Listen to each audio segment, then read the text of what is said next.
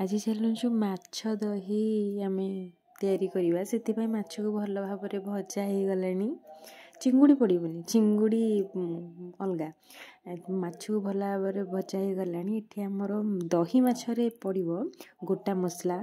आमर पियाज अदा रसुण कंचा लंका बटा दही आउला काजू पानमधुरी एतिकी पड़ो ये कड़े किसी तेल थी से गोटा मसला को किसी पकईदे फास्ट तापर पियाज अदा रसुण कंचा लंका से बटा को पकईदे भल भाव कषि ना मसला कषि हो सारापर काजू पानमधुरी की जो बाटिकी रखी ताकू भी आम पकईदे ये आमर माने हल्दी गुंड पड़ोनी कि लंका गुंड पड़ोनी कंचा लंका उपर जहाँ भी आमर पड़ी से कलर भी तो देखा आमर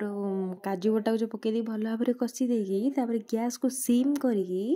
आमर दही बटा को पकईदे दही भी टे चीनी पकईदे तापर दही बटा पकईदे भल भाव कषिदे जमी तरकारीटार माने जो मसलाटार पानी अंश पूरा मरीज सुखा सुखा पूरा हो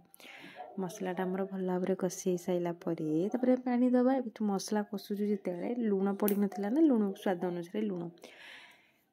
तापर आमर मसला कषि सारापर पानी देदेवा जी पानी एटा कहीं बहलिया टाइप पूरा रुए पानिया पानिया हुए पूरा बहलिया होगी रुए तरकारी आमर फुटीगलानी भजा माछ को पकईदे भजा माछ पकईदे भजा माछ टे फुटीगला आम